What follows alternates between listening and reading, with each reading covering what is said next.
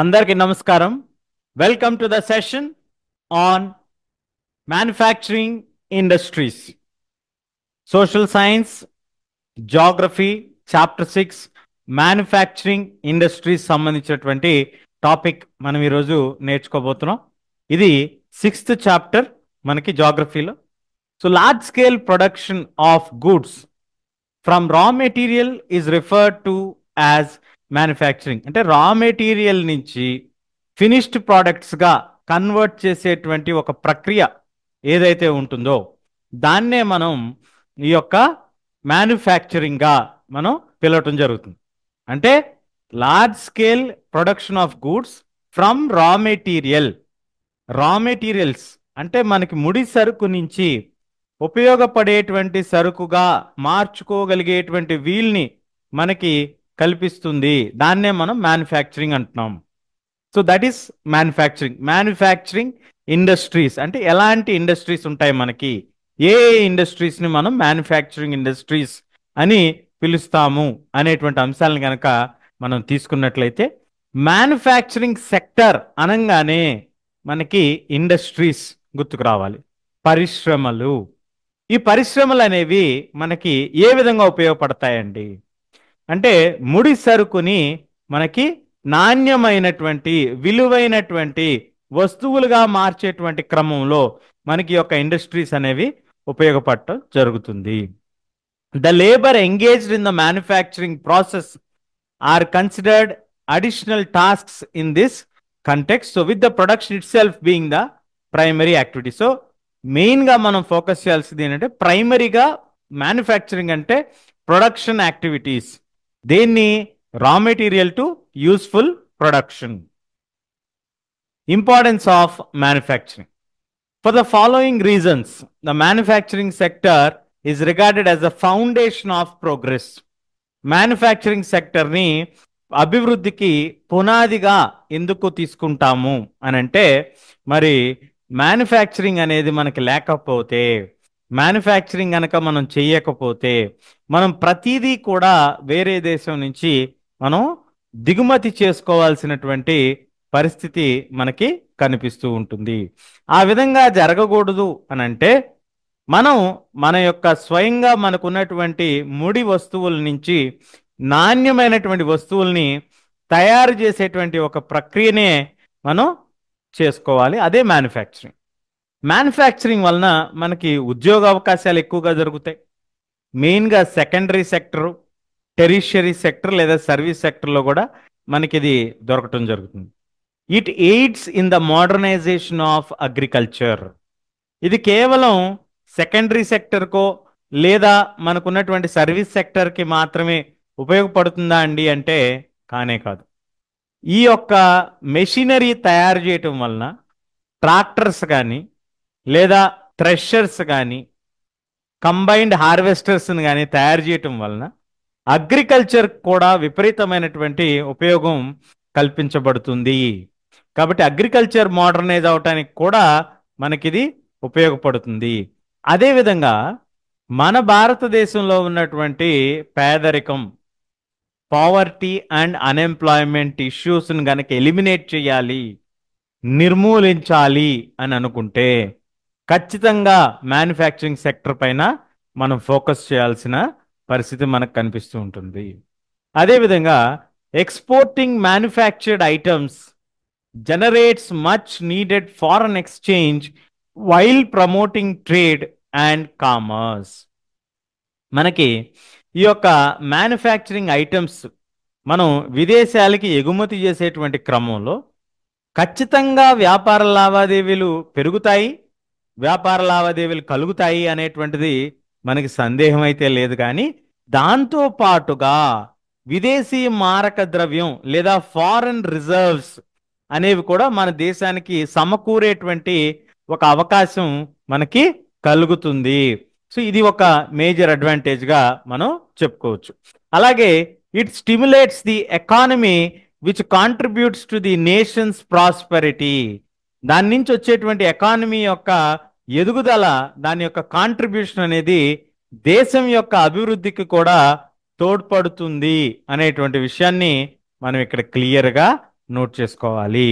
So manufacturing sector నుంచి గత 10 సంవత్సరాలుగా మనం లెక్కలను కనుక తీసుకున్నట్లయితే manufacturing sector has grown at a rate of about 7% manually. 7% వరకు ప్రతి సంవత్సరం పెరుగుతూ వచ్చింది. గత 10 సంవత్సరాలు అంటే దశాబ్ద కాలంలో మనం గనక తీసుకున్నట్లయితే మనకు విపరీతంగా పెరిగింది అనేటువంటిది అయితే మనం క్లియర్గా చెప్పుకోవచ్చు. సో ఈ విధంగా మనకి ఈ యొక్క పెరుగుదల అనేది మనకి కనిపిస్తూ ఉంటుంది. So please make a note importance of manufacturing సెక్టర్లో మనకి అతి ముఖ్యమైనటువంటి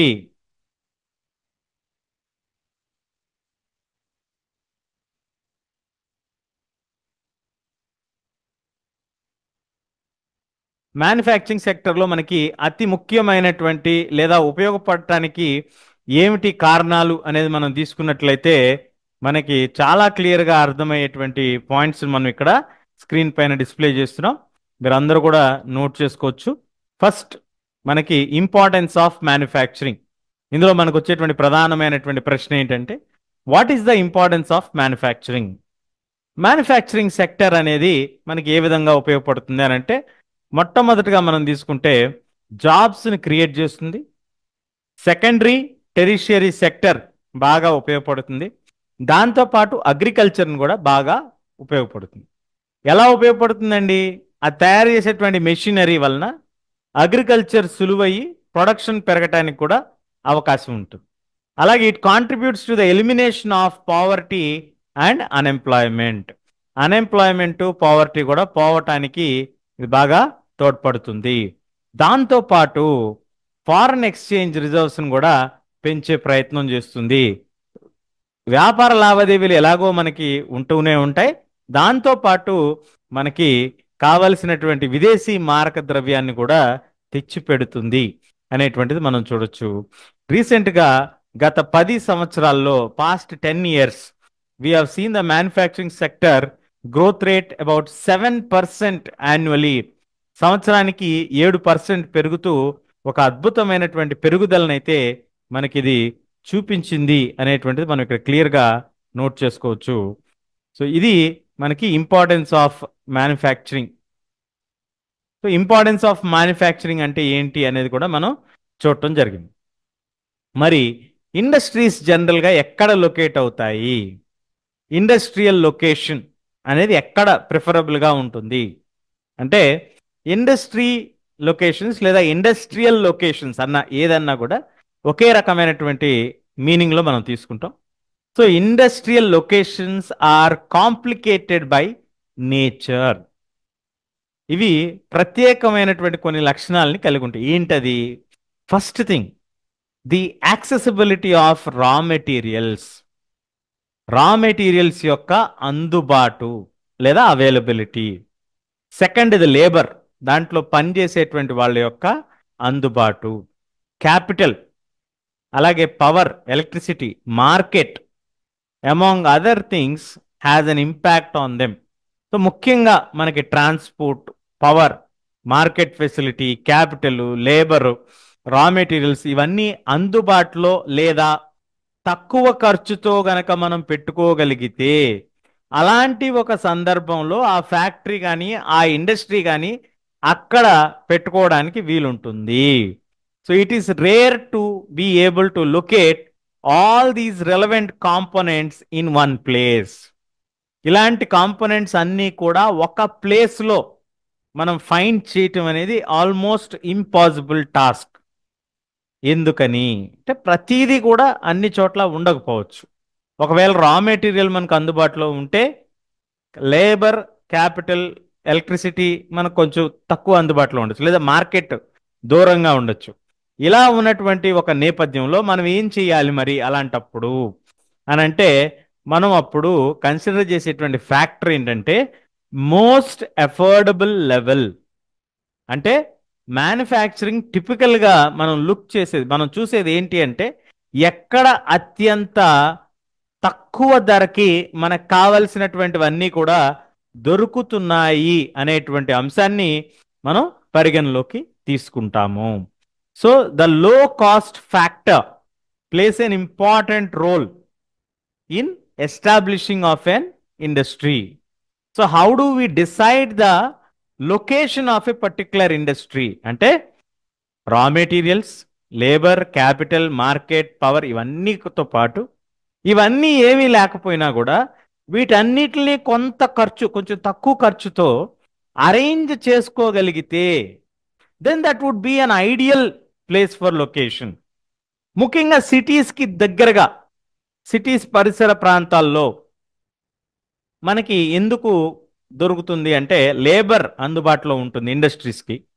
అలాగే బ్యాంక్స్ ఫైనాన్సింగ్ చేస్తూ ఉంటాయి, insurance, transportation, consultants, financial services provide చేసేవాళ్ళు, other market facilities and other services మిగతావన్నీ కూడా అందుబాటులో ఉండేటువంటి అవకాశం ఉంటుంది. కాబట్టి సిటీస్లో జనరల్గా వీటిని ప్రిఫర్ చేయటం జరుగుతుంది.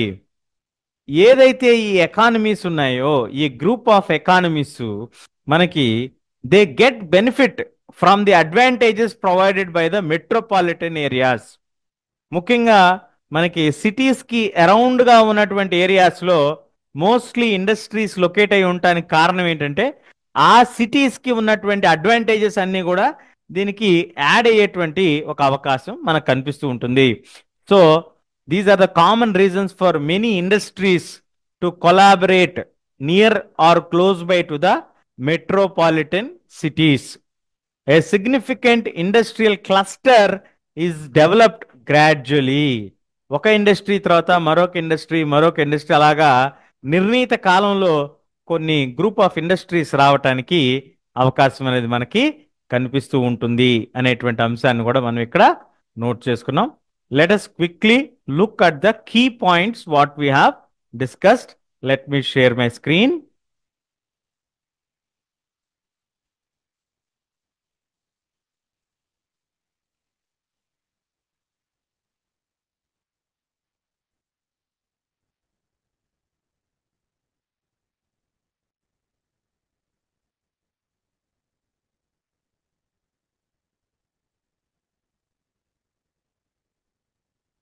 So industrial locations are complicated by nature.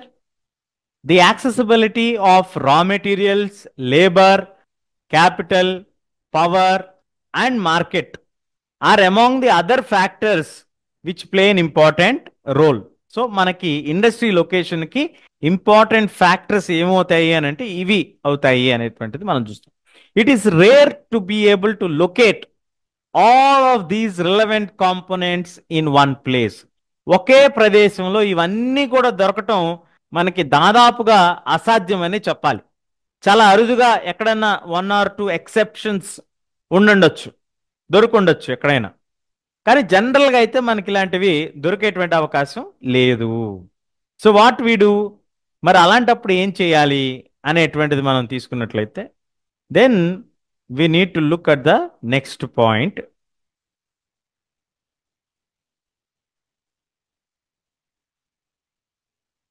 We look at the low cost factor.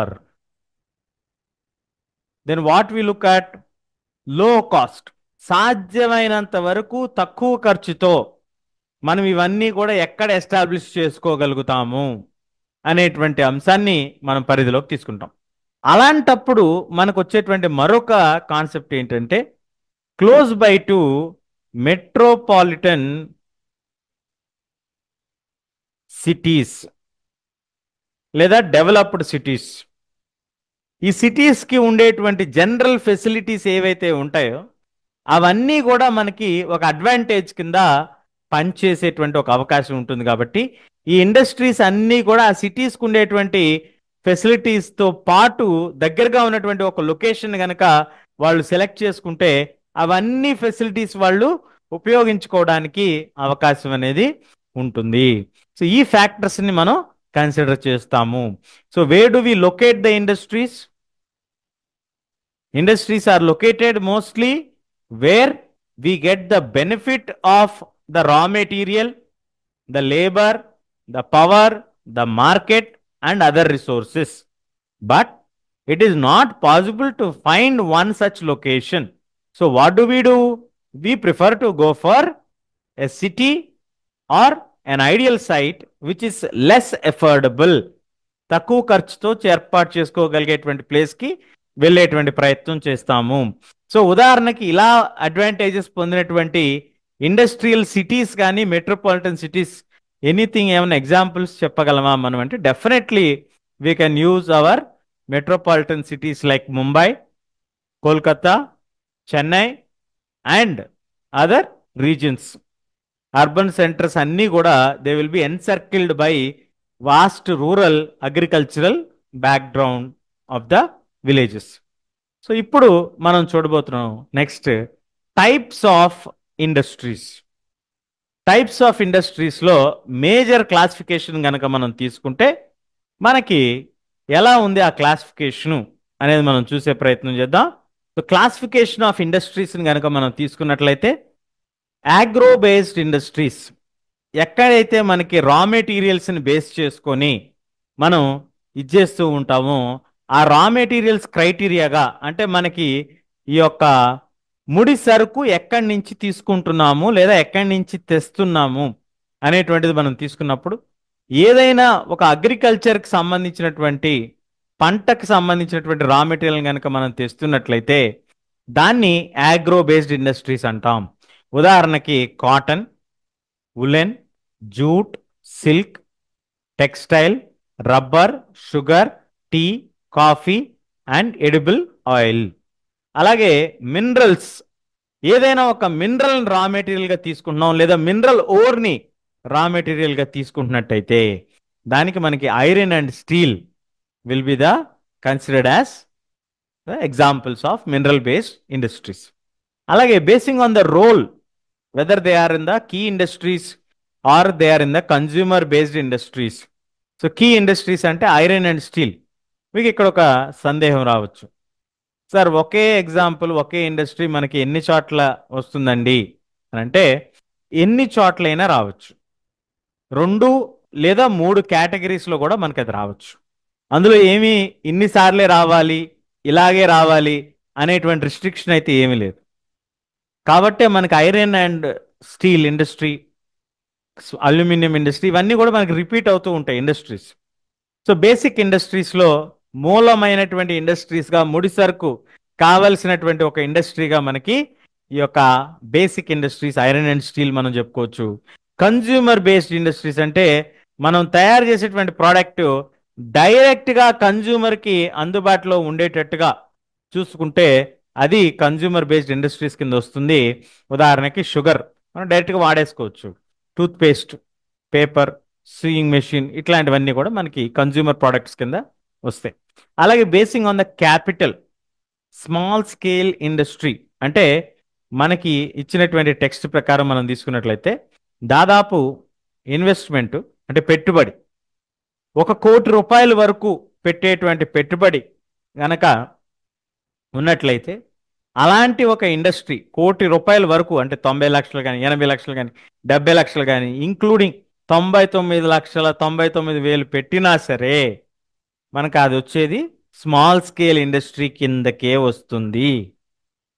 1 కోటి నుంచి 5 కోట్ల వరకు మనకి ఇది టెక్స్ట్ బుక్లో అయితే లేదు, జస్ట్ ఇన్ఫర్మేషన్ ఫర్ యూ, ఉన్నట్లయితే దాన్ని మనం మీడియం స్కేల్ ఇండస్ట్రీ అంటాం. 5 కోట్లు అంతకంటే ఎక్కువ పెట్టుబడి పెట్టాల్సిన పరిస్థితి వస్తే దాన్ని మనం లార్జ్ స్కేల్ ఇండస్ట్రీస్గా మనం పరిగణిస్తాం. అది బేసింగ్ ఆన్ ఇన్వెస్ట్మెంట్. అట్లాగే బేసింగ్ ఆన్ ద ఓనర్షిప్, ఎవరు దీనికి ఓనర్ అనేది మనం తీసుకున్నట్లయితే public ownership, private ownership, joint sector ownership, cooperatives ownership కూడా ఉంటుంది. మొత్తం 4 రకాలు మనకి ఇందులో కనిపిస్తాయి. పబ్లిక్ సెక్టర్ అంటే గవర్నమెంట్ చేత నడపబడేటువంటి ఇండస్ట్రీస్, ఉదాహరణకి బిహెచ్ఎల్, ఎస్సిఐఎల్, ఇవన్నీ రైల్వే, ఇవన్నీ కూడా గవర్నమెంట్ చేత నడపబడేటువంటివి, గవర్నమెంటే ఓనర్ దీనికి. ప్రైవేట్ సెక్టర్ ప్రైవేట్ వ్యక్తులు కానీ లేదా కుటుంబాలు కానీ వాళ్ళు నడిపేటువంటి వ్యవస్థలు, ముఖ్యంగా వ్యాపారాలు, Tata group, Reliance industries, Dabur industries, Bajaj auto limited ఇలాంటివన్నీ. అలాగే జాయింట్ సెక్టర్లో కనుక మీరు తీసుకున్నట్లయితే జాయింట్ సెక్టర్లో మనకి ఒక state and individual or a group, రెండు గ్రూపులు కానీ, రెండు గ్రూపు సంఘాలు కానీ, రెండు కంపెనీస్ కానీ కలిసి నిర్వహించేటువంటి వాటిని పబ్లిక్ అండ్ ప్రైవేట్ కోఆపరేషన్ ద్వారా కానీ, ప్రైవేట్ కోఆపరేషన్ ద్వారా కానీ జరిగేటువంటి వాటిని జాయింట్ సెక్టర్ ఇండస్ట్రీస్ అంటాం, స్టేట్ అండ్ ఇండివిజువల్స్. అది ఆయిల్ ఇండియా లిమిటెడ్ అనేటువంటిది ఎగ్జాంపుల్గా మనం రాసుకోవచ్చు. అట్లాగే cooperative sectors are owned by and operated by రెండు కూడా ఎవరు చేస్తారు? ఎవరైతే వర్కర్స్ ఉన్నారో, ఎవరైతే ఆ పనిలో పనిచేస్తూ ఉన్నారో వాళ్ళే ఓనర్స్గా ఉంటారు, వాళ్ళే వర్కర్స్గా ఉంటారు. వాళ్ళు వచ్చిన ప్రాఫిట్స్ అన్నీ కూడా ప్రపోర్షనేట్గా పంచుకుంటారు. అంటే వాళ్ళకు ఉన్నటువంటి వాటాల ప్రకారం పంచుకుంటారు. ఒక్కొక్కరికి 1%, 2%, ఎంతమంది ఉన్నారు ఏంటి, వీటన్నిటిని కూడా వాళ్ళు పంచుకుంటూ ఉంటారు. కాబట్టి దాన్ని కోఆపరేటివ్ సెక్టర్ అంటారు. ఎగ్జాంపుల్ మనకి షుగర్ ఇండస్ట్రీ మహారాష్ట్రలో నడిచేది కోఆపరేటివ్ సెక్టర్ ద్వారానే. అలాగే కాయర్ ఇండస్ట్రీ, ఈ పరుపులు నేసేటువంటి కాయర్ ఉంటుంది కదా, ఆ కాయర్ ఇండస్ట్రీ కేరళలో నడిపేటువంటిది కూడా కోఆపరేటివ్ సెక్టరే. అలాగే లాస్ట్ కేటగిరీ మనకి basing on the raw material and finished goods. ఇప్పుడు వెయిట్, ఆ రా మెటీరియల్ యొక్క వెయిట్ బట్టి కూడా మనం డివైడ్ చేస్తూ ఉంటాం. హెవీ బల్క్ వెయిట్ ఉన్నటువంటి దాన్ని హెవీ ఇండస్ట్రీస్ అని, మళ్ళీ ఐరన్ అండ్ స్టీల్ వచ్చింది ఇక్కడ. నేను అదే చెప్పాను మీకు, మనకి డిపెండింగ్ ఆన్ ద కేటగిరీ మనం తీసుకుంటూ ఉంటాం. ఒకే ఇండస్ట్రీ డిఫరెంట్ కేటగిరీస్లో కూడా మనకి వచ్చేటువంటి అవకాశం కనిపిస్తూ ఉంటుంది. అలాగే లైట్ వెయిట్ ఇండస్ట్రీ అంటే తక్కువ వెయిట్ ఉండేటువంటి ప్రోడక్ట్ అయితే కనుక మనం దాన్ని ఈ యొక్క లైట్ వెయిట్ ఇండస్ట్రీలో భాగంగా మనం చెప్పుకోవడం జరుగుతుంది. ఎగ్జాంపుల్ ఎలక్ట్రానిక్ గూడ్స్, మనం వాడేటువంటి ఫోన్స్, ఇవన్నీ కూడా దీనికి ఉదాహరణలుగా మనం చెప్పుకోవచ్చు. అలాగే ఇప్పుడు మనం చూడబోయేటువంటిది ఆగ్రో బేస్డ్ ఇండస్ట్రీస్. ఈ ఆగ్రో బేస్డ్ ఇండస్ట్రీస్ అంటే మనకి రా మెటీరియల్స్ అగ్రికల్చర్ నుంచి మనకు గనక రా మెటీరియల్స్ తీసుకుంటున్నట్లయితే, పంటల నుంచి, పొలాల నుంచి, లేదా వాటి నుంచి ఉత్పత్తి అయ్యేటువంటి వాటి నుంచి తీసుకుంటున్నట్లయితే అవి మనకి ఆగ్రో బేస్డ్ ఇండస్ట్రీస్గా వస్తాయి. ఇక్కడ మనం ఒక ఉదాహరణ గనక మనం చూస్తే మనకి క్లియర్గా అర్థమవుతుంది. ఫిగర్ 6.1. 6.1లో మనకి మొట్టమొదటిగా రా ఫైబర్ తీసుకుంటారు, ముడి ఫైబర్ని తీసుకుంటారు. అది ఫైబర్ ప్రొడక్షన్ దగ్గర తీసుకుంటారు. తీసుకున్న తర్వాత దాన్ని స్పిన్నింగ్ చేస్తారు, దాన్ని అల్లుతారు. ఆ దూదంతా కూడా అల్లిన తర్వాత ఒక కొస మాదిరిగా తయారవుతుంది, యాన్ తయారవుతుంది. ఆ యాన్ మొత్తాన్ని ఒక థ్రెడ్, ఒక బండిల్ కింద తయారు చేస్తారు. ఆ యాన్ని మళ్ళీ అల్లుతారు. ఆ యాన్ మొత్తాన్ని క్లాత్ లాగా అల్లిన తర్వాత ఒక ఫ్యాబ్రిక్ తయారవుతుంది మనకి. ఆ ఫ్యాబ్రిక్కి ఒక కలర్ ఇచ్చి, దానికి ఒక షేపు, కలర్ ఇస్తే డైయింగ్ అంటాం దాన్ని. దాని ద్వారా గార్మెంట్ మ్యానుఫ్యాక్చరింగ్ అనేది జరుగుతుంది. సో ఒక ముడి రా ఫైబర్గా ఉన్నటువంటిది ఒక అద్భుతమైనటువంటి బెడ్షీట్ గాను, లేదా మనం వేసుకునేటువంటి వస్త్రాలు గాను ఇట్లా తయారవటానికి ఈ ప్రాసెస్ అనేది జరిగిన తర్వాత ఆ క్లాత్కి వాల్యూ అనేది పెరుగుతుంది. సో ఆ రకంగా మనకి వాల్యూ పెరగటాన్నే we call it as value addition అని పిలవటం జరుగుతుంది. ఈ వాల్యూ అడిషన్ అని పిలవటం జరుగుతుంది. సో టెక్స్టైల్ ఇండస్ట్రీ చాలా యూనిక్ పొజిషన్ ఆక్యుపై చేస్తుంది మన భారతదేశంలో, because it contributes significantly to the industrial production. మనకి ఎంప్లాయ్మెంట్లో చూసుకున్న, global exchange, foreign reserves earn చేయటంలో కానీ, లేదా the only industry in the country which is self reliant and has complete value chain. So raw material అలాగే highest value add అయ్యేది మనకి textile ఇండస్ట్రీయే. మరొక అడ్వాంటేజ్ ఏంటంటే మనకి majority of people after agriculture తర్వాత ఎక్కువ మంది పనిచేసేది మనకి టెక్స్టైల్ ఇండస్ట్రీలోనే. కాబట్టి ఇవన్నీ ఫ్యాక్టర్స్ కూడా టెక్స్టైల్ ఇండస్ట్రీని ఒక యూనిక్ ఇండస్ట్రీగా నిలబెడుతూ ఉంటాయి, ఒక ప్రత్యేకమైనటువంటి స్థానాన్ని కల్పిస్తూ ఉంటాయి. అలాగే మనం కాటన్ టెక్స్టైల్స్ కనుక మనం తీసుకున్నట్లయితే, ముఖ్యంగా కాటన్కి సంబంధించి మన భారతదేశం యొక్క కాటన్కి చాలా విలువ ఉందండి. చాలా ఫైన్ కాటన్ అనమాట. మన భారతదేశంలో ప్రొడ్యూస్ అయ్యేటువంటి కాటన్ చాలా ఫైన్ కాటన్. ఇది చేత్తో నేసేవాళ్ళు ఇంతకుముందు బ్రిటిషర్స్ రాకముందు. బ్రిటిషర్స్ వచ్చిన తర్వాత పవర్ లూమ్స్ వాళ్ళు ఎప్పుడైతే ఇంట్రడ్యూస్ చేశారో అది కొంచెం సెట్ బ్యాక్ అయింది మనకి. కానీ తర్వాత ఈ మిల్ మేడ్ క్లాతే ఇంగ్లాండ్ నుంచి రావటం, మన వాళ్ళు కూడా దానికి అడాప్ట్ అవటం. సో గ్రాడ్యువల్గా మన కంట్రీలో కూడా టెక్స్టైల్ మిల్స్ ఎస్టాబ్లిష్ చేసుకుంటూ వచ్చారు. 1854లో first successful textile mill was established in Mumbai in 1854. 2 world wars జరిగాయి కాబట్టి ఆ 2 వార్స్ జరుగుతున్నటువంటి నేపథ్యంలో, అంటే ఆ వార్స్ జరుగుతున్నటువంటి సమయంలో భారతదేశానికి ఇది బాగా ఉపయోగపడింది. ముఖ్యంగా మన లోకల్ ఇండస్ట్రీస్ ఫ్లరిష్ అవడానికి బాగా ఉపయోగపడింది. ఏంటది అంటే మన ఇండియన్ ఇండస్ట్రీస్కి పెరగటానికి అది ఒక బూస్ట్ కింద పనిచేసింది. కాబట్టి అది ఆ టైంలో డెవలప్మెంట్కి పనిచేసింది అనేటువంటిది మనం గుర్తుపెట్టుకోవాలి. అలాగే in the early years cotton textile industry was concentrated in the cotton growing belt of Maharashtra and Gujarat. Maharashtra, Gujarat లాంటి ప్రాంతాల్లో ఎక్కడైతే కాటన్ అవైలబుల్గా ఉందో market, transport, accessible port facilities, labour, moisture, climate ఇవన్నీ కూడా అందుబాటులో ఉన్నటువంటి ప్రాంతాల్లోనే ఈ ఇండస్ట్రీ యొక్క లొకేషను ఉంటూ ఉండేది. దానికి తోడు అక్కడ లోకల్గా ఉన్నటువంటి కొన్ని ట్రాన్స్పోర్ట్ ఫెసిలిటీస్ కూడా యాడ్ అయ్యాయి. ముంబై నగరం కానీ ఇవన్నీ కూడా యాడ్ అయ్యాయి. అందుకే మనకి అక్కడ ఎక్కువగా లోకలైజ్ అవడానికి అది కారణమైంది. Industry has close links with agriculture. దానివలన ఫార్మర్స్కి, కాటన్ బాల్ ప్లక్కర్స్కి, వర్కర్స్ గిన్నింగ్, స్పిన్నింగ్, వీవింగ్ ఇట్లాంటివన్నీ చేసేటువంటి వర్కర్స్కి కూడా dyeing, designing, packing, tailoring, sewing వీళ్ళందరికీ కూడా ఉపయోగపడింది అనేటువంటిది మనం క్లియర్గా నోట్ చేసుకోవచ్చు.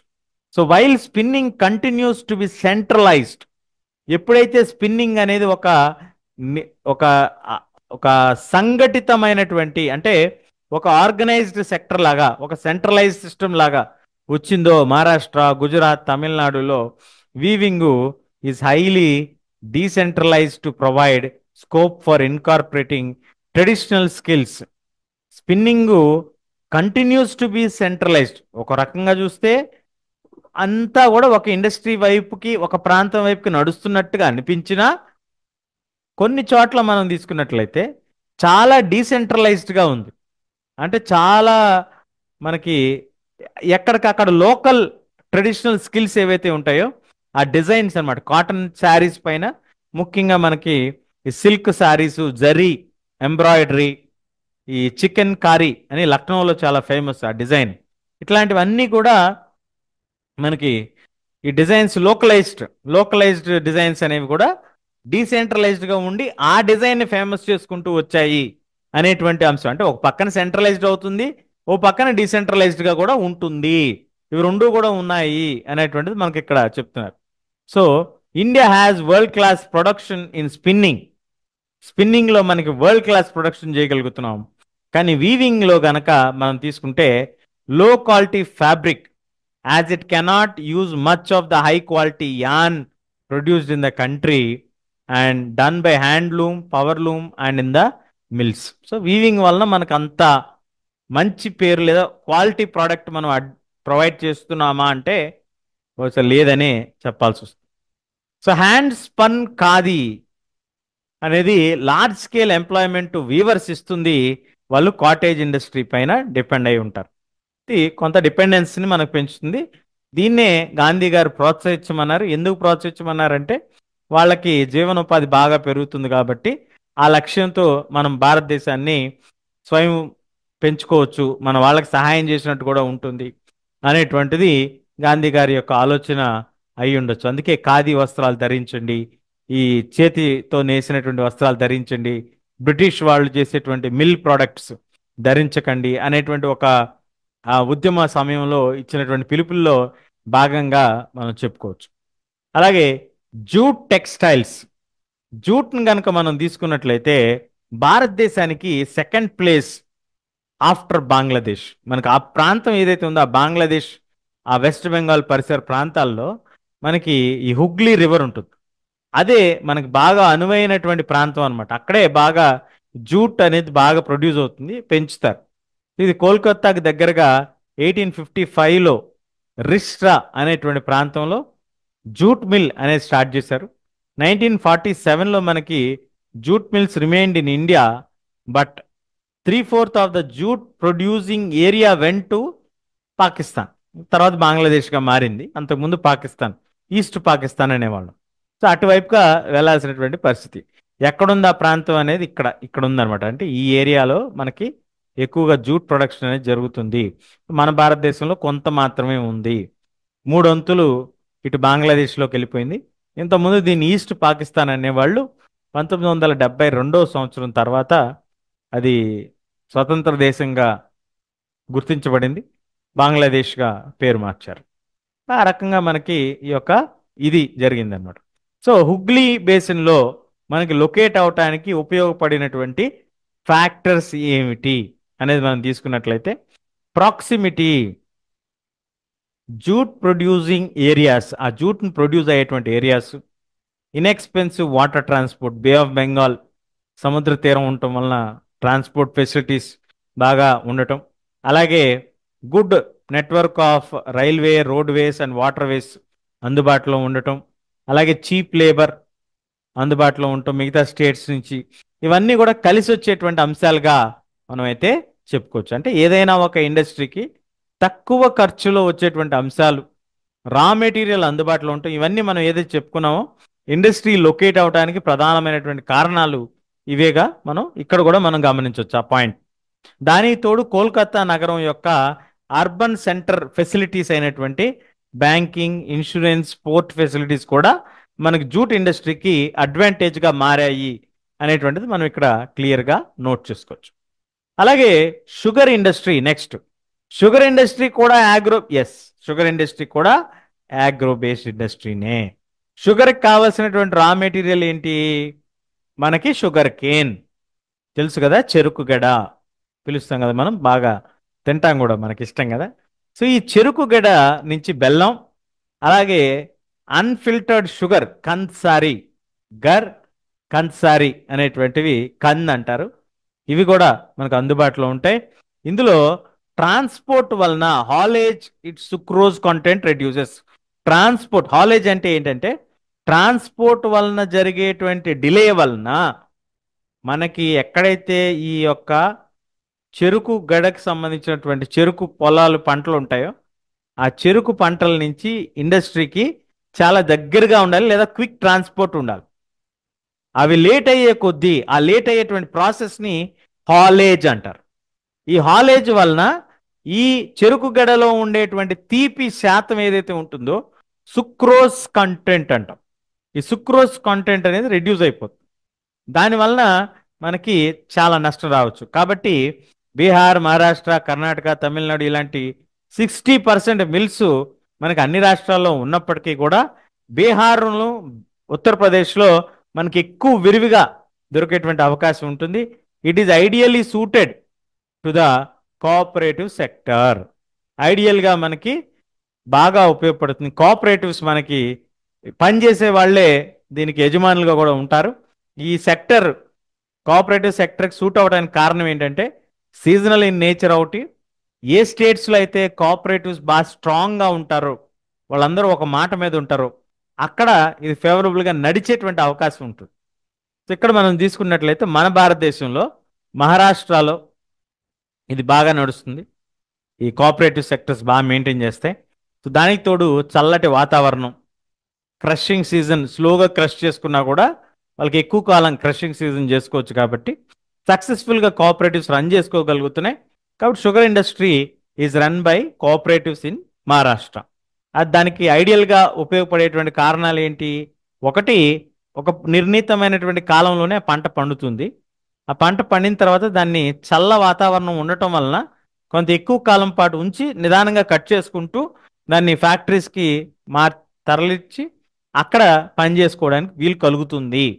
దానివల్ల అది సీజనబుల్ ఇన్ నేచర్ అయినా ideally it is good for cooperative sector అనేటువంటిది అయితే మనం క్లియర్గా చూడొచ్చు.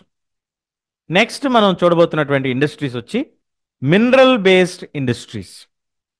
ఈ మినరల్ బేస్డ్ ఇండస్ట్రీస్ యొక్క రా మెటీరియల్స్ మనకి ఏదైనా ఒక మెటీరియల్, ఒక మినరల్ నుంచి కానీ మినరల్ రిలేటెడ్ ఓర్ నుంచి కానీ మనం తీసుకున్నట్లయితే దాన్ని మినరల్ని ఆధారపడి నడిచేటువంటి ఈ యొక్క పరిశ్రమ లేదా ఇండస్ట్రీగా మనం తెలుసుకోవచ్చు.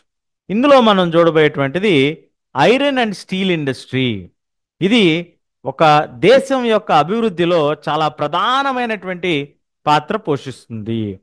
ఏ దేశానికైనా ఐరన్ ఓర్ ఇండస్ట్రీ ఉంది లేదా ఐరన్ ఇండస్ట్రీ ఉంది అని అంటే లేదా స్టీల్ ఇండస్ట్రీ ఉంది అని అంటే అది ఆ దేశం యొక్క అభివృద్ధికి డైరెక్ట్ కొలమానంగా మనం చెప్పుకోవచ్చు. ఇక్కడ హెవీ, మీడియం అండ్ లైట్ 3 రకాలైనటువంటి ఉత్పత్తులకి కూడా మనకి ఐరన్ అండ్ స్టీల్ అనేది రా మెటీరియల్గా పనిచేస్తుంది. ఏమన్నా ఉదాహరణలు చెప్పండి. ఇంజనీరింగ్ గూడ్స్లో కానీ, కన్స్ట్రక్షన్ చేసుకోవాలి మనం, డిఫెన్స్, మెడికల్, టెలిఫోనిక్, సైంటిఫిక్, మనకు కావాల్సినన్ని మనం తీసుకోవచ్చు ఉదాహరణలు. అలాగే మనకి స్టీల్ని మనం ప్రొడ్యూస్ చేయాలి ఐరన్ ఓర్ నుంచి అని అంటే దానికి ఒక ప్రాసెస్ ఉంది. ఆ రేషియో కూడా మనకి ఇచ్చారు ఇక్కడ, మీరు క్లియర్గా నోట్ చేసుకోవచ్చు. 4:2:1. ఏమిటి 4:2:1 అంటే 4 పార్ట్స్, 4 భాగాలు మనకి ఐరన్ ఓర్ ఉంటే దానికి 2 భాగాలు కోకింగ్ కోల్, అలాగే 1 పార్ట్ లైమ్ స్టోన్. 4 వంతులు మనకి ఐరన్ ఓరు, 2 వంతులు మనకి చోకింగ్ కోల్, అలాగే మనకి లైమ్ స్టోన్ 1 పార్ట్. ఇలా మనకి యాడ్ చేసుకుంటేనే మనం స్టీల్ని ప్రొడ్యూస్ చేసుకోగలము. దాంతోపాటు ఫినిష్ ప్రోడక్ట్స్కి మార్కెట్కి కూడా ఇది బాగా సపోర్ట్ చేస్తుంది. Efficient transport system. సో ఈ ప్రొడక్షన్ ఎలా జరుగుతుంది అనేది మనకి ఇచ్చారు. మీకు ఎగ్జామ్లో కనుక ఎస్సే ఇస్తే ఖచ్చితంగా ఈ స్టేజెస్ని రాసి మీరు ఎక్స్ప్లెయిన్ చేస్తే మీకు మెరుగైనటువంటి మార్కులు వచ్చేటువంటి అవకాశం ఖచ్చితంగా ఉంటుంది. సో మొదటగా ఏదైనా వస్తువుకి రా మెటీరియల్, మనకి రా మెటీరియల్ ఉన్నటువంటి ప్రాంతం తెలియాలి, raw material. Next blast furnace. Blast furnace అంటే iron ore, limestone, coke ఇవి 3 కలిపి వాటిని వేడి చేసేటువంటి ఒక ప్రాసెస్ని మనం బ్లాస్ట్ ఫర్నేస్ అంటాం. అలా బ్లాస్ట్ చేసేటువంటి సందర్భంలో వేడిని ప్రొడ్యూస్ చేసిన తర్వాత అది మోల్టెన్ స్టేట్లోకి వస్తుంది, ఒక ద్రవం లాగా వస్తుంది అనమాట. ఆ సెమీ సాలిడ్ స్టేట్ అంట. మోల్టెన్ స్టేట్లోకి వచ్చిన తర్వాత ఆ ఐరన్ని కరిగించి దాన్ని ఒక మౌల్డ్లోకి పోస్తారు. ఆ మౌల్డ్స్ని మనం పిగ్స్ అంటాం. ఆ మౌల్డ్స్ని మనం ఏమంటాం? పిగ్స్ అంటాం. ఆ పిగ్స్లో పోయటం అంటే ఆ మౌల్డ్స్ అనే అర్థం. ఆ పిగ్స్లో పోసారు కాబట్టి దీన్ని పిగ్ ఐరన్ అంటారు. పిగ్ ఐరన్ అనేటువంటి పదం అక్కడి నుంచి వచ్చింది. తర్వాత మనకి పిగ్ ఐరన్ ఇంకా ప్యూరిఫై చేయాలి. దానికి ఆక్సిడైజ్ చేసి ఇంప్యూరిటీస్ అన్ని రిమూవ్ చేసి మ్యాంగనీసు, నిక్కెల్, క్రోమియము ఇవన్నీ కూడా యాడ్ చేసిన తర్వాత దాన్ని ఒక షేప్లోకి మారుస్తారు. సో ఈ ఐరన్ ఓర్ స్టీల్ కింద మారేటువంటి క్రమం ఇది. పిగ్ ఐరన్ నుంచి మనకి ఇంప్యూరిటీస్ రిమూవ్ చేసిన తర్వాత స్టీల్ తయారవుతుంది. దాన్ని పర్టికులర్ షేప్లోకి తీసుకున్న తర్వాత దాన్ని రోల్ చేసి ప్రెస్ చేసి కాస్ట్ చేసిన తర్వాత కలిపేటువంటి ప్రక్రియలన్నీ కూడా కలిపి షేపింగ్ ఆఫ్ ద మెటల్ అనేటువంటి స్టేజ్లో మనకి చేయటం జరుగుతుంది. ఈ రకంగా మనకి ఈ యొక్క మ్యానుఫ్యాక్చరింగ్ ఆఫ్ స్టీల్ అనేది మనం ఇక్కడ క్లియర్గా చూడొచ్చు. అలాగే ఇప్పుడు మనకి ఎక్కడెక్కడ ఈ ఐరన్ అండ్ స్టీల్ ఇండస్ట్రీస్ ఉన్నాయి అనేది మనం తీసుకున్నట్లయితే మనకి ఇక్కడ మీరు క్లియర్గా చూడొచ్చు. దుర్గాపూర్, బర్న్పూర్, బొకారో, జంషెద్పూర్, రూర్కేలా, బిలాయ్, విశాఖపట్నం, విజయనగర్, భద్రావతి, సేలం ఈ ప్రాంతాల్లో మనకి ఈ యొక్క ఐరన్ అండ్ స్టీల్ ప్లాంట్స్ అనేవి లొకేట్ అయి ఉన్నాయనేది మనం క్లియర్గా నోట్ చేసుకోవచ్చు. మనకి మన భారతదేశంలో what is then ideal location for iron ore industry అంటే లేదా స్టీల్ ఇండస్ట్రీ? చోటా నాగపూర్, ప్లేటో మ్యాక్సిమం అక్కడే ఉంటాయి. ఎందుకు? అడ్వాంటేజెస్ ఉన్నాయి కాబట్టి. లో cast iron ore, first raw material, high grade raw material, proximity with cheap labour, అలాగే చాలా పొటెన్షియల్ ఉంది మార్కెట్కి. కాబట్టి 3 ప్రధానమైనటువంటి ఫ్యాక్టర్స్గా మనం చెప్పుకోవచ్చు. తర్వాత కనుక మనం తీసుకున్నట్లయితే అల్యూమినియం స్మెల్టింగ్. అల్యూమినియంని మనం బాగా ప్రిఫర్ చేస్తాం. ఎందుకంటే ఈ యొక్క మెటల్ ఏదైతే ఉందో అల్యూమినియం ఇది లైట్ వెయిట్, రెసిస్టెంట్ టు కొరిషన్ జరగకుండా రెసిస్ట్ చేస్తుంది, క్రష్ అవ్వకుండా. అలాగే గుడ్ కండక్టర్ ఆఫ్ హీట్, వేడిని తట్టుకోగలిగేటువంటి శక్తి కలిగి ఉంటుంది.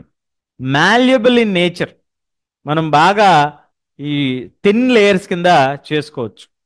అలాగే మనకి strong when mixed with other metals, వేరే మెటల్స్తో కలిపినప్పుడు బలమైనటువంటిదిగా తయారవుతుంది. దానివల్ల ఏమవుతుంది, మనం ఎయిర్ క్రాఫ్ట్ ఇండస్ట్రీలో వాడుకోవచ్చు, యుటెన్సిల్స్లో వాడుకోవచ్చు, వైర్స్లో వాడుకోవచ్చు, కాపర్, స్టీల్, జింక్, ఇట్లా అనేకమైనటువంటి ఇండస్ట్రీస్లో మనం ఇది వాడుకోవడానికి వీలవుతుందండి. అందుకని ఈ ఇండస్ట్రీ మనకి బాగా ఉపయోగపడుతుంది. సో దీనికి ప్రొడక్షన్ కూడా ఒక పర్టికులర్ ఫార్ములా ఉంది. 4 to 6 tons of bauxite. Aluminium ఎక్కడి నుంచి తయారు చేస్తారండి? బాక్సైట్ నుంచి చేస్తారు. కాబట్టి bauxite is the raw material for aluminium. Aluminium అనేది అల్యూమినా నుంచి వస్తుంది. ఈ అల్యూమినా అనేది బాక్సైట్ నుంచి వస్తుంది. ఆ ప్రాసెస్ కూడా ఒకసారి మనం చూద్దాం. మీరు చూస్తే రా మెటీరియల్ మనకి బాక్సైట్ క్వారీ నుంచి మనకి బాక్సైట్ తెచ్చుకుంటాం. ఈ బాక్సైట్ని షిప్ ద్వారా, ట్రైన్ ద్వారా తెచ్చుకొని అల్యూమినా ఎలా తయారవుతుందంటే దాన్ని క్రష్ చేసి డిజాల్వ్ చేసేస్తాం బాక్సైట్. ఆ రిఫైనరీలో వేసి దాన్ని క్యాల్కులేటెడ్ పెట్రోలియం కోక్తో వేడి చేస్తాం, బాగా వేడి చేసి దాన్ని కాలరీలోకి తీసుకెళ్తాం. అక్కడ దాన్ని స్మెల్ట్ చేస్తాం. అంటే స్మెల్ట్ అంటే ఏంటి? బాగా హీట్ చేసి దాన్ని మెల్ట్ అయ్యేటట్టు చేయటం. హీటింగ్ ప్లస్ మెల్టింగ్, బాగా వేడి చేసి తర్వాత అది కరిగేలాగా చేయటం. మెల్టింగ్ అంటే కరగటం, హీట్ అయ్యింది కరగాలి, హీట్ అయ్యింది కరిగే అంత స్థాయిలో వేడి చేయటాన్నే స్మెల్టింగ్ అంటాం. స్మెల్టర్స్ అంటారు అట్లా. అలా కరిగిన దాన్ని మనం హీట్ చేసి మెల్ట్ చేసిన తర్వాత ఈ ప్రాసెస్ మొత్తాన్ని ఒకే వర్డ్లో చెప్పాలి అంటే స్మెల్టింగ్ అంటాం. ఇలా చేయటానికి మనకి విపరీతమైనటువంటి ఎలక్ట్రిసిటీ మనకు అవసరం అవుతుంది. సుమారుగా 1 టన్ను బాక్సైట్ని మనం ఇచ్చేయాలి అని అంటే, స్మెల్ట్ చేయాలి అని అంటే దాదాపు 18,600 కిలోవాట్స్ అవర్ ఆఫ్ ఎలక్ట్రిసిటీ మనకు పడుతుంది. 18,600 kWh. మీరు ఇక్కడ చూడొచ్చు కదా. ఇది మనకి 5 వేసుకుందాం, యావరేజ్ 4 నుంచి 6 అన్నారు కదా. సో 18 into 5 కానీ 18 into 6 కానీ ఈ థౌజండ్స్ ఆఫ్ కిలోవాట్ పవర్ అనేది మనకి పడుతుంది. అంత ఎలక్ట్రిసిటీ మనకు అందుబాటులో ఉంటేనే మనం ఆ ఏరియాలో అల్యూమినియం ఇండస్ట్రీ కానీ ప్లాంట్ కానీ పెట్టగలం. సో ఇలాంటివి మనకి ఒడిశాలో, వెస్ట్ బెంగాల్లో, కేరళలో, ఉత్తరప్రదేశ్, ఛత్తీస్గఢ్, మహారాష్ట్ర, తమిళనాడు లాంటి ప్రాంతాల్లో ఉన్నాయి. అలాగే బాక్సైట్ మనకి రా మెటీరియల్గా యూజ్ అవుతుంది. ఇది వెరీ బల్కీ ఇన్ నేచర్, చాలా బల్కీగా ఉంటుంది. డార్క్ రెడ్డిష్ కలర్ రాక్స్లో దొరుకుతుంది మనకి ఇది. సో ఇది మనకు అల్యూమినియం ప్రాసెస్లో ఉపయోగపడుతుంది. దీనికి ఉపయోగపడేటువంటి ఫ్యాక్టర్స్ మళ్ళీ ఇచ్చారు మనకి ఇక్కడ. రెగ్యులర్ సప్లై ఆఫ్ ఎలక్ట్రిసిటీ ఉండాలి, assured source of raw material ఉండాలి, అలాగే minimum cost of this factors మనకు ఉంటే, తక్కువ ఖర్చులో ఉంటేనే మనం ప్రిఫర్ చేయడానికి అవకాశం ఉంటుంది. ఎందుకంటే ఎలక్ట్రిసిటీ బాగా ఎక్కువ కావాలి మనకి. అలాగే నెక్స్ట్ ఉన్నటువంటి ఇండస్ట్రీస్ మనం తీస్తే కెమికల్ ఇండస్ట్రీస్. ఈ కెమికల్ ఇండస్ట్రీస్ని మళ్ళీ 2 రకాలుగా విభజించారు. ఒకటి ర్యాపిడ్ గ్రోత్ ఉంది, ఇది లార్జ్ స్కేల్ కిందకి వస్తుంది, అలాగే స్మాల్ స్కేల్ కేటగిరీలో కూడా వస్తుంది. ఎందుకంటే ఆర్గానిక్ కెమికల్స్, ఇన్ఆర్గానిక్ కెమికల్స్ అని కొన్ని ఉన్నాయి. కెమికల్ ఇండస్ట్రీ 2 కూడా. Chemical industry is further divided into organic and inorganic. Inorganic అంటే ఏంటి? Which contains all the acidic fertilisers, synthetic fibres, plastic, nitric acid, ఇట్లాంటివన్నీ కూడా మనకి ఇన్ఆర్గానిక్ కెమికల్ ఇండస్ట్రీలో భాగంగా వస్తాయి. అదే ఆర్గానిక్లో మనం తీసుకుంటే all petrochemicals which are used for synthetic fibre, synthetic rubber, plastic, dye, stuff, drugs, pharmaceutical, organic chemicals కిందకి వస్తాయి. సో ఈ 2 రకాలైనటువంటి ఇండస్ట్రీస్ మనకి అందుబాటులో ఉన్నాయి. అందుకే కొన్నిసార్లు ఇది మనకి స్మాల్ స్కేల్ ఇండస్ట్రీ కింద ఉంటే, కొన్నిసార్లు లార్జ్ స్కేల్ ఇండస్ట్రీ కింద కూడా మనకి కేటగరైజ్ చేయబడుతుంది. సో ప్లాంట్స్ జనరల్గా మనకి ఆయిల్ రిఫైనరీస్ ఎక్కడ ఉంటాయో అక్కడే ఈ ప్లాంట్స్ని మనం లొకేట్ చేయడం జరుగుతుంది. ఎందుకంటే ఆయిల్ ఎక్కడైతే మనకు దొరుకుతుందో మనం ప్రీవియస్ చాప్టర్లో తెలుసుకున్నాం. ఈ క్రెసెంట్ షేప్లో ఉన్నటువంటి ప్లేస్లో ఆయిల్ ఉంటే దాని పైన పొర దగ్గర గ్యాస్ ఫామ్ అవుతుంది. ఈ న్యాచురల్ గ్యాస్ అనేది దొరుకుతుంది. సో ఈ కెమికల్స్ అన్నీ ఉపయోగపడతాయి అక్కడ. సో ఇది మనకి ఎక్కడెక్కడ వాడతారు? అగ్రికల్చర్ సెక్టర్లో వాడతారు, అలాగే మిగతా సెక్టర్స్లో కూడా వాడతారు. ముఖ్యంగా ఫెర్టిలైజర్ ఇండస్ట్రీలో మనకి ఎక్కువగా వాడకం జరుగుతుంది. మనకి పొటాషియం కానీ, ఫాస్ఫేట్ కానీ, అలాగే కాంప్లెక్స్ ఫెర్టిలైజర్స్, అమోనియం ఫాస్ఫేట్, అలాగే ఫాస్ఫెటిక్ ఫెర్టిలైజర్స్, ఇవన్నీ కూడా మనకి కమర్షియలీ యూజబుల్ పొటాష్ కింద మనకు ఉపయోగపడుతుంది. భారతదేశంలో గ్రీన్ రెవల్యూషన్ ఎప్పుడైతే జరిగిందో మన భారతదేశంలో, అంటే 1960వ దశకంలో 63, 64 ఇట్లా ఒక్కొక్క సంవత్సరం ఒక్కొక్క పంట పైన ప్రయోగాలు చేసుకుంటూ వచ్చారు. సో దాంట్లో భాగంగా మనకి సిగ్నిఫికెంట్ అమౌంట్ ఆఫ్ ఫెర్టిలైజర్ అనేది వాడటం మొదలు పెట్టారు. కాబట్టి ఈ ఫెర్టిలైజర్ ఇండస్ట్రీకి అది బాగా ఉపయోగపడింది. అలాగే నెక్స్ట్ మనం చూడబోయేటువంటి industry cement industry. Cement industry కూడా మనకి ఐరన్ అండ్ స్టీల్ ఇండస్ట్రీ లాగా అనేకమైనటువంటి కన్స్ట్రక్షన్ యాక్టివిటీస్కి ఇది ఉపయోగపడుతుంది. కమర్షియల్ ఎస్టాబ్లిష్మెంట్స్ అయినా, డ్యామ్స్ అయినా, ఎయిర్పోర్ట్స్ అయినా, రోడ్స్ అయినా, ఫ్యాక్టరీస్ అయినా, వీటన్నిటికి కూడా ఎసెన్షియల్ ప్రోడక్ట్ ఏదైనా ఉందంటే అది సిమెంట్ ఇండస్ట్రీ. కాబట్టి దీనికి కావాల్సినటువంటి రా మెటీరియల్స్ ఏంటంటే మనకి heavy raw material lime stone కావాలి, అలాగే సిలికా కావాలి, జిప్సమ్, కోల్, ఎలక్ట్రిక్ పవర్, అలాగే ట్రాన్స్పోర్ట్ సిస్టమ్, ఇవన్నీ కూడా మనకు అందుబాటులో ఉంటేనే మనకు అక్కడ ఫ్యాక్టరీ సెట్ చేయగలం.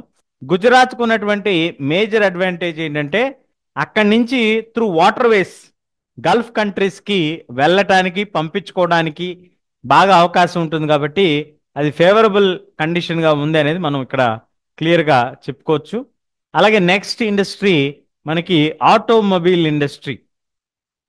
ఈ ఆటోమొబైల్స్ అనేవి మనకి అనేక రకాలుగా మనకు ఉపయోగపడుతున్నాయి. బస్సులు, కార్లు, ఆటోలు, two wheelers, scooters, multiple utility vehicles అని, వ్యాన్స్ అని, ట్రక్స్ అని, ఇవన్నీ కూడా మన భారతదేశంలో పెరగటానికి ఉపయోగపడినటువంటి అంశం ఏంటి అని అంటే లిబరలైజేషన్ పాలసీ. 1992 ఆ సంవత్సరాల్లో మన భారతదేశంలో తీవ్రమైనటువంటి ఆర్థిక ఇబ్బంది అనేది వచ్చింది. అప్పుడు భారతదేశం యొక్క ఎకనామిక్ సిస్టమ్ని రిఫార్మ్స్ చేసుకొచ్చారు. దాంట్లో భాగంగా అప్పటి ప్రధానమంత్రిగా ఉన్నటువంటి పివి నరసింహారావు గారు మనకి ఈ లిబరలైజేషన్ పాలసీస్ కొన్ని తీసుకొచ్చి మార్కెట్స్ని ఓపెన్ చేశారు. అంటే ఫారెన్ కంట్రీ వాళ్ళు కూడా వచ్చి మన కంట్రీలో ఇన్వెస్ట్ చేసుకోవడానికి వీలుగా, అలాగే స్ట్రక్చరల్ చేంజెస్ అంటారు, ఎకానమీలో స్ట్రక్చరల్ చేంజెస్ అనేవి తీసుకొచ్చేటువంటి ప్రయత్నం చేశారు. ఈ ఇండస్ట్రీస్కి సంబంధించినటువంటి ప్యాసింజర్ కార్స్ కానీ, టూ వీలర్స్ కానీ, ఫోర్ వీలర్స్ కానీ మన కంట్రీ యొక్క గ్రోత్కి ఇవి బాగా ఉపయోగపడుతున్నాయి. Majority of the cars manufacturers యొక్క అవుట్లెట్స్ మనకి ముంబై, పూణే, చెన్నై, కోల్కతా, లక్నో, హైదరాబాద్, జంషెద్పూర్ ఇట్లా అనేక ప్రాంతాల్లో మనకు కనిపిస్తూ ఉంటాయి. మీరు కూడా ఈ రోజుల్లో చూస్తూ ఉంటారు. కొన్ని ఇండియన్ కార్స్, మహీంద్రా స్కార్పియో కానీ, లేదా టాటా నెక్సాన్ అని కానీ, ఇవి Indian branded cars, Indian manufacturers తయారు చేసేటువంటి కార్స్. అట్లాగే మీరు చూస్తే మనకి మెర్సిడీస్ కానీ, బిఎండబ్ల్యూ కానీ, ఆడి కానీ, స్కోడా, వోక్స్ వేగన్, ఇలాంటి కార్లన్నీ కూడా మనకి జర్మను, టయోటా, ఇది జాపనీస్, ఇట్లా మనకి డిఫరెంట్ కంట్రీస్ కార్లు మన దేశంలో కూడా అందుబాటులో ఉన్నాయి. ఇవన్నీ ఎందుకు కారణమైనవి, ఎందుకు సాధ్యమైనవి అంటే ఆ లిబరలైజేషన్ పాలసీ వలన సాధ్యమైంది. సో అదొక ప్రధానమైనటువంటి పాయింట్ మీరు గుర్తుపెట్టుకోవాలి. ఫెర్టిలైజర్ ఇండస్ట్రీకి బూస్ట్ ఇచ్చినటువంటి చేంజెస్ గ్రీన్ రెవల్యూషన్ అయితే, ఆటోమొబైల్ ఇండస్ట్రీకి ఊతం ఇచ్చింది లేదా సపోర్ట్ ఇచ్చింది మనకి లిబరలైజేషన్ పాలసీ అనేది మనం గుర్తుపెట్టుకోవాలి. అట్లాగే information technology and electronic industry, sir information technology అనేది మనకి సర్వీస్ సెక్టర్ కదా, దాన్ని మీరు ఈ సెక్టర్లో ఎందుకు చెప్తున్నారు అనేటువంటి డౌట్ రావచ్చు. ఇన్ఫర్మేషన్ టెక్నాలజీ అనేది ఖచ్చితంగా సర్వీస్ సెక్టరే, అందులో ఎట్లాంటి అనుమానం లేదు. కానీ దాంట్లో వాడేటువంటి వస్తువులు ఏవైతే ఉన్నాయో, కంప్యూటర్స్ అయినా ల్యాప్టాప్స్ అయినా ఆ డివైజెస్ అయినా అవన్నీ కూడా మ్యానుఫ్యాక్చరింగ్ చెయ్యాలి కాబట్టి ఇవన్నీ ఎలక్ట్రానిక్ ఇండస్ట్రీ కిందకి వస్తాయి. అందుకే బెంగళూరుని ఎలక్ట్రానిక్ క్యాపిటల్ ఆఫ్ ఇండియాగా ఎమర్జ్ అయ్యింది. మొట్టమొదటగా ఈ ఎలక్ట్రానిక్స్ పై ఫోకస్ చేసినటువంటి స్టేట్ కర్ణాటక, సిటీ బెంగళూరు. తర్వాత అదర్ రీజన్స్కి స్ప్రెడ్ అవుతూ వచ్చింది. ఈ రోజుకి కూడా సాఫ్ట్వేర్ అండ్ హార్డ్వేర్ ఇండస్ట్రీస్ విపరీతమైనటువంటి ఎంప్లాయ్మెంట్ ఆపర్చునిటీస్ మన భారతీయులకు కల్పించాయి. విదేశాలు వెళ్ళేటువంటి అవకాశాలు కూడా కల్పించాయి. అనేకమైనటువంటి అదర్ ఇండస్ట్రీస్ గ్రోత్కి ఐటీ సెక్టర్ లేదా ఐటీ ఇండస్ట్రీ గ్రోత్ ప్రధానమైనటువంటి వనరుగా ఉంది అనేటువంటిది కూడా మనం చూడొచ్చు. So success of IT industry is a key factor for success of other industries in our country. దానిపైన రిలేట్ అయి ఉంటాయి. ఏదో సినిమాలో కూడా చెప్తారు, ఒక సాఫ్ట్వేర్ ఎంప్లాయీ జీతం పైన ఆధారపడి ఎంతమంది ఉన్నారు అనేటువంటి ఒక జోక్ ఉన్నా, కానీ నిజంగా అన్ని రకాలుగా వాళ్ళు ఇవన్నీ స్పెండింగ్స్ ఇవన్నీ కూడా చేస్తూ ఉంటారు. సో జోక్స్ ఎపార్ట్, ఇక మనం చూస్తే ఈ ఇండస్ట్రీస్ అన్నీ పెట్టారండి, బాగుంది, దీనివలన కొంత గ్రోత్ ఉంది, అలాగే కొంత నెగిటివ్ ఎఫెక్ట్స్ కూడా ఉన్నాయండి. ఏమిటవి అని అంటే మనకి పొల్యూషన్స్ ఉన్నాయి. Air pollution, water pollution, land pollution, noise pollution. గాలి, నీరు, నేల, అలాగే sound, noise. So air pollution ఎందుకు వస్తుంది అంటే స్మోక్లో వచ్చేటువంటి డిఫరెంట్ గ్యాసెస్, అన్డిజైరబుల్ గ్యాసెస్ ఉండాల్సిన దానికంటే ఎక్కువగా ఉన్నప్పుడు దాన్ని పొల్యూటెడ్ అంటాం. ఇక్కడ మనకి బ్రిక్ క్లీన్స్ దగ్గర, పేపర్ ఫ్యాక్టరీస్ దగ్గర వచ్చేటువంటి పొగ, దాంట్లోంచి వచ్చేటువంటి ప్రమాదకరమైనటువంటి గ్యాసెస్ లీక్స్, భోపాల్లో జరిగినటువంటి ఒక ట్రాజడీ, ఇవన్నీ కూడా ఉదాహరణలుగా మనం చెప్పుకోవచ్చు. మనకి నాకు తెలిసి ఒక 2020లో అనుకో 19లోనో 20లోనో మనకి విశాఖపట్నం దగ్గర కూడా ఒక ఏరియాలో ఇలాంటి ఒక గ్యాస్ లీకేజ్ జరిగింది, ఇండస్ట్రియల్ ట్రాజడీ అది కూడా. అలాగే వాటర్ పొల్యూషన్ మనం తీసుకుంటే మనకి ఇండస్ట్రియల్ వేస్ట్, అలాగే మనం ఇంట్లో వాడేటువంటి వేస్ట్, ఈ రెండు కూడా వచ్చి నదుల్లో కలవటం, అలాగే వేరే industries, chemical industries, textile, dyeing, petroleum, refineries, tanneries, ఇవన్నిటి నుంచి వచ్చేటువంటి యాసిడ్స్, సాల్ట్స్, ఇవన్నీ కూడా వచ్చి దాంట్లో కలవటం, ఆ స్టీల్కి సంబంధించినటువంటి స్లాగ్స్, ఫ్లై యాష్, ఫోటో జిప్సము, ఇవన్నీ కలిసి సాలిడ్ వేస్ట్ కింద వాటర్లో కలిసి ఆ వాటర్ని ప్రమాదకరంగా తయారు చేయటం. అలాగే థర్మల్ పొల్యూషన్, వచ్చేటువంటి వాటరు, వేడి నీళ్లు, ఫ్యాక్టరీస్ నుంచి వచ్చేటువంటి వేడి నీళ్లు, ఆ వేడి నీళ్లు డైరెక్ట్గా నదిలో కలిపేయటం వలన, ఆ నీళ్లు రావటం వలన ఆ నదిలో నివసించేటువంటి మొక్కలు, చెట్లు, ఆ వాటర్కి సంబంధించినటువంటి అక్వాటిక్ లైఫ్, ఫిషెస్ కానీ లేదా ఆల్గేస్ కానీ ఇవన్నీ కూడా చచ్చిపోతున్నాయి. దాంతోపాటు ఆ కెమికల్స్ వాటర్లోకి యాడ్ అయ్యి ఆ వాటర్ కనుక మనం తీసుకుంటే, అంటే మనుషులు తీసుకుంటే క్యాన్సర్ వచ్చేటువంటి ప్రమాదం ఉంది. బర్త్, పుట్టేటువంటి పిల్లలకి అంగవైకల్యాలు ఏదైనా వచ్చేటువంటి అవకాశం ఉంది, డిఫెక్ట్స్, కళ్ళు కనిపించకపోవటం, చెవులు సరిగ్గా వినిపించకపోవటం, ఇట్లాంటి ప్రమాదాలు ఏమైనా సరే వచ్చేటువంటి ఒక అవకాశం మనకు కనిపిస్తుంది. అట్లాగే మిస్క్యారేజెస్, అంటే ప్రెగ్నెంట్ ఉమెన్ కనుక తాగితే వాళ్ళకి ఫీటస్ చచ్చిపోయేటువంటి అవకాశం, అంటే కడుపులోనే గర్భస్రావం జరిగేటువంటి ఒక ప్రమాదం, ఇవన్నీ కూడా మనకి ఇందులో మనకు చెప్తున్నారు. ఈ పొల్యూషన్ వలన జరిగేటువంటి భయానక పరిస్థితులుగా మనం చెప్పుకోవచ్చు. మరి ఇవన్నిటిని మనం కేర్ఫుల్గా తీసుకోవాలి. దాంతోపాటు వర్షం పడినప్పుడు ఈ సాయిల్ అనేది ఒక లేయర్ లాగా ఏర్పడి అది వాటర్ని కిందకి వెళ్లకుండా చేస్తుంది. దానివలన కూడా మనకి ప్రమాదం, గ్రౌండ్ వాటర్లోకి కూడా వెళ్ళిపోయి అది తీసుకెళ్ళిన తర్వాత ఆ వేస్ట్ని కింద సాయిల్లోకి వెళ్తే అక్కడి నుంచి గ్రౌండ్ వాటర్కి వెళ్ళి గ్రౌండ్ వాటర్లోకి పర్కోలేట్ అంటాడు.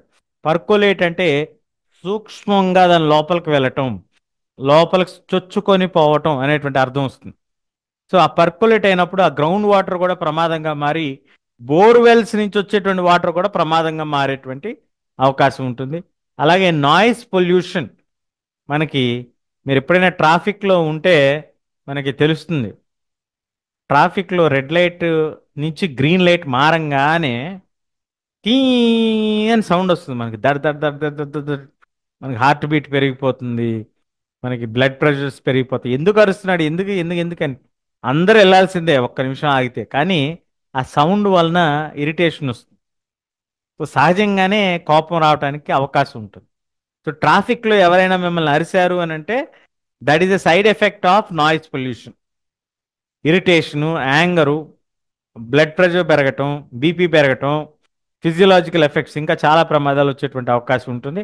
కాబట్టి కొంత industrial and construction activities, machinery, factory equipment, generators, saws, కత్తులు, న్యూమాటిక్ అండ్ ఎలక్ట్రిక్ డ్రిల్స్, ఇవన్నీ కూడా చాలా రకమైనటువంటి నాయిసెస్ చేసేటువంటి అవకాశం ఉంది. దానివల్ల స్ట్రెస్ కూడా పెరిగేటువంటి అవకాశం ఉంది. మరి ఈ ప్రమాదాలన్నిటి నుంచి మనం ఎలాగా మనల్ని మనం రక్షించుకోవాలి అంటే, మనం వాటర్ని రీసైకిల్ చేయటం మొదలు పెట్టాలి. దాన్ని ప్యూరిఫై చేసుకోవడం అలవాటు చేసుకోవాలి. ఆ స్టేజెస్ ద్వారా చేస్తే అది బాగుంటుంది. అలాగే రెయిన్ వాటర్ని హార్వెస్ట్ చేసి దాన్ని గనక మనం వాడుకోగలిగితే ఫ్రెష్ వాటర్ సోర్స్ కింద అది మనకు ఉపయోగపడుతుంది. అదేవిధంగా హాట్ వాటర్ ఏదైతే మనకి వెళ్తుందన్నామో థర్మల్ పొల్యూషన్కి సంబంధించి దాన్ని ట్రీట్ చేసి, దాన్ని డిఫరెంట్ ఫేసెస్లో ట్రీట్ చేసి, ముందు మెషిన్స్ ద్వారా దాంట్లో ఉన్న కెమికల్స్ని స్క్రీన్ చేసి గ్రైండ్ చేసేసి దాన్ని ఫొక్యులేట్ చేసిన తర్వాత సెడిమెంట్స్ని సెగ్రిగేట్ చేసి, తర్వాత బయలాజికల్ ప్రాసెస్ ద్వారా దాన్ని క్లీన్ చేసి, థర్డ్ దానికి ఫిజికల్ అండ్ కెమికల్స్ యాడ్ చేసి రీసైక్లింగ్ చేస్తే అది ఫ్రెష్ వాటర్ కింద మారేటువంటి అవకాశం ఉంటుంది. అలాగే ఓవర్ డ్రాయింగ్ ఆఫ్ గ్రౌండ్ వాటర్ని కూడా మనం తగ్గించాలి. అలాగే స్మోక్ బాగా తగ్గించాలి. గ్యాస్ లీకేజెస్, ఆయిల్, ఇవన్నీ కూడా తగ్గించుకుంటూ రావాలి. సపరేటర్స్ వాడాలి, ఫ్యాబ్రిక్ ఫిల్టర్స్ వాడాలి. అప్పుడే మనకి ఫ్యాక్టరీస్ నుంచి వచ్చేటువంటి పొల్యూటెంట్స్ మనకి ఇందులో యాడ్ అవ్వకుండా ఉంటాయి. మనకి మీరు ఇక్కడ చూడొచ్చు సాఫ్ట్వేర్ పార్క్స్ లేదా సాఫ్ట్వేర్ టెక్నాలజీ ఎక్కడెక్కడ ఉంది మన కంట్రీలో అనే మ్యాప్ ఇది. అలాగే మనకి ఈ కోల్ ఫ్యాక్టరీస్, మెషినరీ, ఇవన్నిటిని కూడా మనం రీడిజైన్ చేసుకోవాలి. ఎనర్జీ ఎఫిషియంట్, అలాగే materials, noise absorbing materials may be used as part from personal use of ear plugs and ear phones వాడి కొంత సౌండ్ తగ్గించుకోవచ్చు. సస్టైనబుల్ డెవలప్మెంట్ చేయాలి. ఎన్విరాన్మెంట్ కన్సర్న్స్ని అడ్రస్ చేస్తూనే మనం డెవలప్మెంట్ అనేటువంటి ఒక అడుగు ముందుకు వెయ్యాలి. ఎన్టీపీసీ ఇది ఒక పవర్ ప్రొవైడింగ్ కార్పొరేషన్ ఇండియాలో. ఇది ఐఎస్ఓ సర్టిఫికేషన్ పొందింది. ఎఫిషియంట్ ఎన్విరాన్మెంట్ మేనేజ్మెంట్ సిస్టమ్, చాలా ప్రోయాక్టివ్గా రిసోర్సెస్ని ఫిల్టర్ చేసింది అనేటువంటి దాన్ని చెప్పారు. సో ఎలా చేసిందంటే,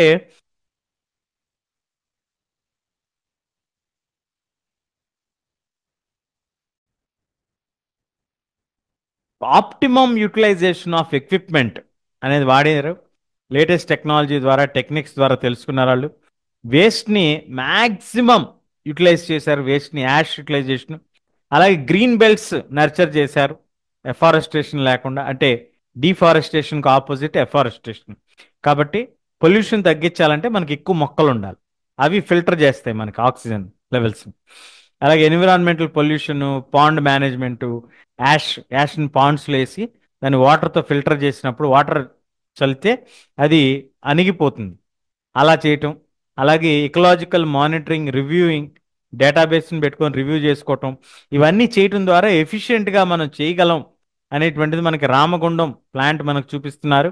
ఇది కూడా one of the thermal power plant అనేది మనం క్లియర్గా చెప్పుకోవచ్చు. మనకి రామగుండం పవర్ ప్లాంట్ అనేది మనకి తెలుగు రాష్ట్రాల్లోనే ఉంది. సో ఈ రకంగా మనకి ఈ ఎన్విరాన్మెంటల్ కన్సర్న్స్ మనం అడ్రస్ చేస్తూ మన యొక్క ఇండస్ట్రియల్ డెవలప్మెంట్ అనేది మనం చేసుకుంటూ రావాలి. ఎక్కడా కూడా మనం కాంప్రమైజ్ అవ్వకూడదండి. మనం గనక కాంప్రమైజ్ ఇప్పుడైతే సస్టైనబుల్ డెవలప్మెంట్ అనే దానికి అర్థం ఉండదు. ఇప్పుడు మనం చేసేటువంటి ప్రతి ప్రయత్నం కూడా మన ముందు తరాల వారికి వాళ్ళు అనుభవించడానికి, సహజంగా వాళ్ళకు ఉన్నటువంటి హక్కుని మనమే చిదిపేస్తున్న వాళ్ళం అవుతాము. కాబట్టి మనం వాడుకుంటూ మనం ఎదుగుతూ ముందు తరాల వారికి కూడా ఉపయోగపడేటట్టుగా మనం చేయటమే సస్టైనబుల్ డెవలప్మెంట్.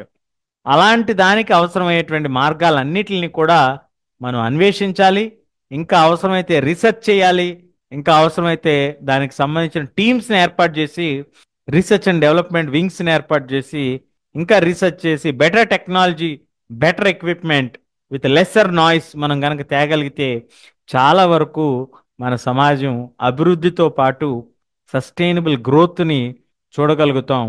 చాలా హెల్దీ లైఫ్ స్టైల్ని లీడ్ చేయగలుగుతాం అనేటువంటిది మనం ఇక్కడ నోట్ చేసుకోవాలి. This particular chapter is very very important, not only for exams but also for hour day to day life. మన రోజువారీ దైనందిన జీవితానికి ఇది ఉపయోగపడుతుంది, మన ప్లానెట్కి ఇది ఉపయోగపడుతుంది. దాంతోపాటు ఈ చాప్టర్ నుంచి మనకి మ్యాప్ పాయింటింగ్ కూడా వచ్చేటువంటి అవకాశం ఉంది. దయచేసి అందరూ కూడా మ్యాప్ పాయింటింగ్ని కూడా స్ట్రెస్ చేయండి. Industrial location, software technology parks locations, ఇట్లాంటివన్నీ కూడా మీరు చూసుకోవాలి. ఆయిల్ ఫీల్డ్స్, సిమెంట్ ఇండస్ట్రీస్, ఇవన్నీ కూడా మనకి మ్యాప్ పాయింటింగ్లో కూడా వచ్చేటువంటి అవకాశం ఉంటుంది. నెక్స్ట్ సిరీస్ వీడియోస్లో ఖచ్చితంగా మనం క్వశ్చన్ పేపర్లో వచ్చేటువంటి సిలబస్ పోర్షను, అలాగే ప్యాటర్న్స్, శాంపిల్ పేపర్స్, ఇవన్నీ కూడా డిస్కస్ చేద్దాం. Thank you very much. Bye bye.